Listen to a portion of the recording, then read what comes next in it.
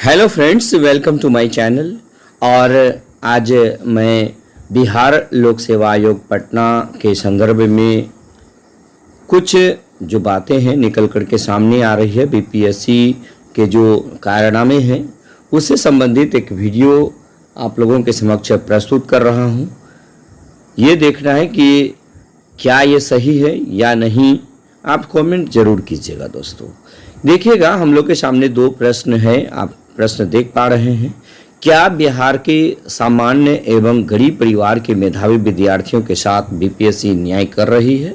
पहला सवाल, यह ऑब्वियसली सारे लोगों के मन में चल रहा होगा। और दूसरा नंबर है कि बिहार लोक सेवा आयोग के भ्रष्ट पदाधिकारी कभी न्याय की बात करते होंगे? ये दो बातें निश्चित रूप से आप सभी के दिमाग में चल रहा होगा। तो देखिएगा दोस्तों, थोड़ा सा मंथन किया जाए तो इसमें आप देखिएगा कि क्या बिहार के सामान्य एवं गरीब परिवार के मेधावी विद्यार्थियों के साथ बीपीएससी न्याय कर रही है? तो मैं समझता हूं कि इसका आंसर बिल्कुल नहीं होगा।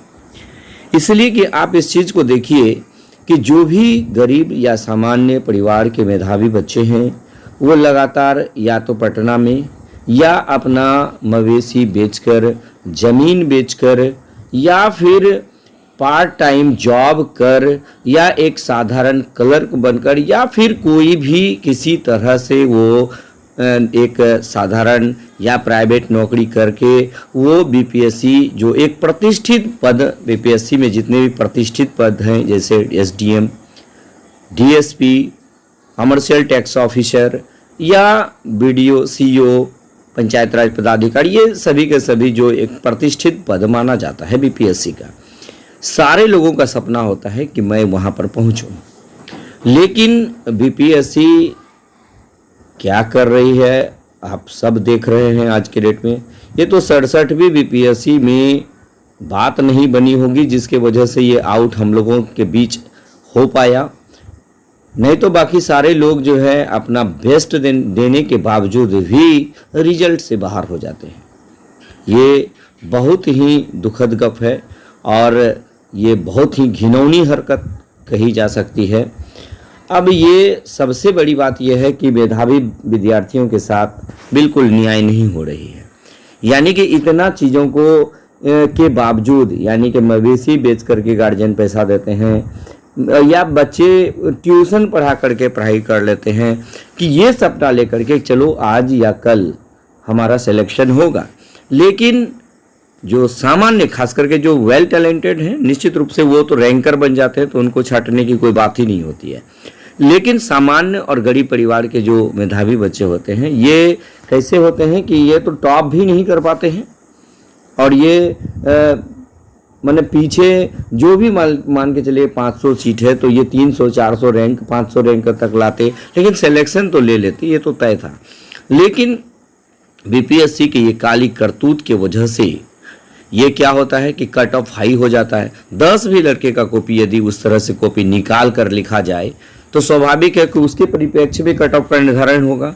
जब कट ऑफ का निर्धारण होगा तो ये लोग टॉप इतना अधिक माने नंबर लेके आ जाते हैं जिसके वजह से ये आसानी से टॉप कर जाते हैं और बाकी उसी के परिप्रेक्ष्य में कट ऑफ तय की जाती है, जिसके वजह से इन सामान्य बच्चे का सिलेक्शन होना बहुत ही मुश्किल काम हो जाता है। दोस्तों तो हम समझते हैं कि ये काफ़ी अन्याय किया जा रहा है इन गरीब परिवारों के साथ, उनके भावनाओं के साथ खेला जाता है। इसका सज़ा कौन देगा ये तो समय ही बताएगा। दोस्तों उसके बाद देखिएगा, दूसरे प्रश्न पर यदि गौर किया जाए, बिहार लोक सेवा आयोग के भ्रष्ट पदाधिकारी कभी न्याय की बात करते होंगे? मैं तो नहीं समझता हूँ कि न्याय की बातें करते होंगे, ये निश्चित रूप से नहीं करते होंगे। वो विद्यार्थी को देख करके जो भ्रष्ट पदाधिकारी अपॉइंटेड जहाँ भी होते होंगे, जहाँ भी उनकी नियुक्ति होती होगी, वो विद्यार्थी जो मेहनत करने वाले होते हैं उनका हंसी उड़ाते होंगे, मजाक उड़ाते होंगे, लाख परलोभे, सिलेक्शन तो में उन्हीं का होगा जो पैसा देगा, क्योंकि उनके दिमाग में कंप्लीटली यही चलता होगा। तो इसलिए मैं ये कहना चाह रहा हूँ अपने चैनल के माध्यम से कि बिहार लोक सेवा आयोग के भ्रष्ट पदाधिकारी कभी पढ़ाई की बात या पढ़ने वाले लड़कों का मजाक निश्चित रूप से उड़ाते होंगे, चाहे वो डायरेक्ट वे में हो या इनडायरेक्ट वे में हो। चूँकि वहाँ वो कैसे पहुँचा है, जब वो पढ़ के पहुँचा ही नहीं है, वो एग्ज़ाम फेस किया ही नहीं है, तो उसके दिमाग में तैयारी करने वालों के प्रति श्रद्धा तो हो ही नहीं सकती। मैं इस चीज़ को नहीं मानूंगा। तो निश्चित रूप से इन भ्रष्ट पदाधिकारी को इमीडिएटली निकाल देना चाहिए आयोग को, या चिन्हित करना चाहिए और उन्हें जो है जितनी कठोर सजा हो और तुरंत इमीडिएटली सेक आउट करना चाहिए, यानी कि जॉब से निकाल देने की बात करनी चाहिए। क्योंकि अगर ऐसा रह गया तो वो फिर वो जैसे एक चेन रिएक्शन होता है, जैसे क्या होता है कि एक यहाँ पर वो गलत करके आया, फिर वो उसी तरह फिर दो को पकड़ता है, एक यहाँ आया एक यहाँ आया, फिर ये पकड़ेगा, ये इस तरह से होगा, ये देखेगा, ये फिर होगा, यहाँ एक होगा, यहाँ एक होगा। कहने का मतलब कि ये चेन रिएक्शन बनाता है। ये धीरे धीरे धीरे धीरे एक समय ऐसा आएगा कि ये पूरे तंत्र को ही भ्रष्ट कर सकता है, ऐसा पॉसिबिलिटी है दोस्तों। आप गौर कीजिएगा, जब केमिस्ट्री में आप चेन रिएक्शन पढ़े होंगे तो दैट सेम वे ये भ्रष्ट पदाधिकारी बिहार लोक सेवा आयोग में ये एक प्रकार का क्या होगा, चेन रिएक्शन बनाने का काम करता है। चेन रिएक्शन कैसे नहीं समझा जाए, जैसे देखिएगा 56 से 59वीं में हुआ, वहाँ पर 2-4 पदाधिकारी का वो उस तरह से बहाली हुई होगी। उसके बाद फिर 56 से 59वीं के बाद 60 से 62वीं हुई, फिर 63वीं हुई, फिर 64वीं हुई, फिर 65वीं हुई, 66वीं हुई। आप लोगों को पता होगा कि 66वीं में औरंगाबाद में क्वेश्चन लीक हुआ था। आप सारे लोगों को पता होगा, इस चीज़ को गौर कीजिएगा थोड़ा। औरंगाबाद में जो है क्वेश्चन लीक हुआ, सारे लोगों को पता है। अरे सबसे गजब का बात तो यह है कि औरंगाबाद में जो क्वेश्चन लीक हुआ व्हाट्सएप पे लीक हुआ, तो व्हाट्सएप पे सिर्फ क्या औरंगाबाद में ही वो सीमित रहा या पूरे वर्ल्ड में फैल गया या पूरे भारत में फैला? आपको ये समझ में आ जाना चाहिए। जब ये फैला तो यदि क्वेश्चन लीक हो गया और ये क्वेश्चन वायरल हो गया, बच्चे स्टूडेंट्स जो है इसका ये दिए भी, पूरा प्रूफ भी दिए, लेकिन कैंसिल एग्जाम कहाँ का हुआ? सिर्फ औरंगाबाद की एक सेंटर का हुआ। दुख की बात यहाँ है दोस्तों। और कट ऑफ एक हिस्टोरिकल यानी कि ऐतिहासिक कट ऑफ बनाए बीपीएससी। ऐतिहासिक कट ऑफ कैसे नहीं, ऐतिहासिक कट ऑफ ये रहा कि कभी भी 97, 98 से ऊपर जनरल का कट ऑफ नहीं जाता था, लेकिन इस बार जो 66वीं में आप देखे होंगे 108 जनरल का कट ऑफ गया। ईबीसी का कट ऑफ की बात मैं करूं दोस्तों, ये 102 कट ऑफ गया था। और मुझे इसलिए तकलीफ है कि मेरा 101 आया और 102 कट ऑफ गया, क्योंकि क्वेश्चन आउट करवाया। अगर आउट नहीं करवाया होता तो हम लोग का सिलेक्शन जनरल में ही होता।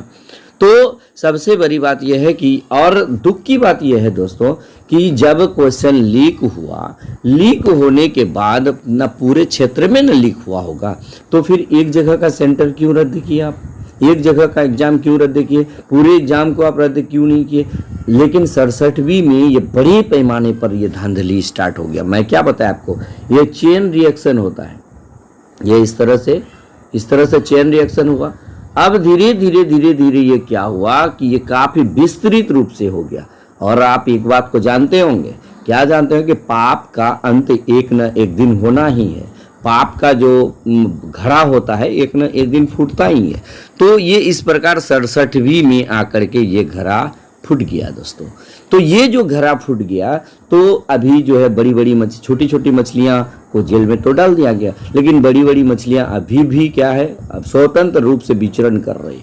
तो अभी जरूरत है इन तमाम, ये जो चेन बन चुका है यहाँ पकड़ने की, ये जड़ में पकड़ने की, ये ताकि ये सभी के सभी पकड़ा जाए और इन लोगों का सफाया किया जाए, तभी आयोग अपनी साख को बचा पाएगा दोस्तों। तो इसलिए मैं कहना चाहता हूं कि सारे के सारे लोग, और ये जो 67वीं हुई ये दिलीप कुमार के द्वारा सरकार को संज्ञान में दिया, जिसके वजह से दिलीप कुमार बहुत ही धन्यवाद के पात्र हैं। इसलिए दिलीप कुमार जो है ये आखिर कारनामा करके दिखा रहे हैं। तो मैं दिलीप कुमार सर से भी रिक्वेस्ट करना चाहता हूं कि निश्चित रूप से आप सर जो सामान्य और गरीब परिवार के मेधावी विद्यार्थी हैं, आप ही हैं जो यहाँ तक ये सारी चीज़ें आप कर सकते हैं। नहीं तो सर बीपीएससी सभी टैलेंटेड स्टूडेंट को दबा रही है, सामान्य परिवार के लोगों को हताश कर रहे हैं, गार्जियन हताश हो रहे हैं। 5-5 बार 4-4 बार मेंस लिख रहा है, अच्छा नंबर आ रहा है, 5 नंबर 10 नंबर से छूट रहा है सर। तो इसके लिए जिम्मेदार कौन है? इसके लिए ये भ्रष्ट लोग जिम्मेदार हैं। ये भ्रष्ट पदाधिकारी जिम्मेदार है। वो टैलेंटेड स्टूडेंट का, गरीब जो टैलेंटेड स्टूडेंट हैं वो उनका मजाक उड़ाते हैं। इसलिए पाप का अंत होगा दोस्तों, विश्वास रखिए। तो मैं आज इस वीडियो के माध्यम से आप लोगों का दर्द मैं लोगों तक प्रसारित कर रहा हूं, ताकि जो भी सुनी वो ज़रूर कुछ ना कुछ कमेंट करे। और 67वीं बीपीएससी का एग्ज़ाम तो उसी वक्त होनी चाहिए, चाहे वो 1 साल लेट ही क्यों ना हो जाए, कि जब तक कंप्लीटली न्याय न मिल जाए। अगर नहीं तो फिर भी इसमें भी ये लोग सेटिंग कर सकता है, क्योंकि जो बड़ी मछलियां हैं आज भी पकड़ में नहीं आई है दोस्तों। तो बस आज के वीडियो में इतना ही दर्द मैं बयां कर रहा हूं। धन्यवाद।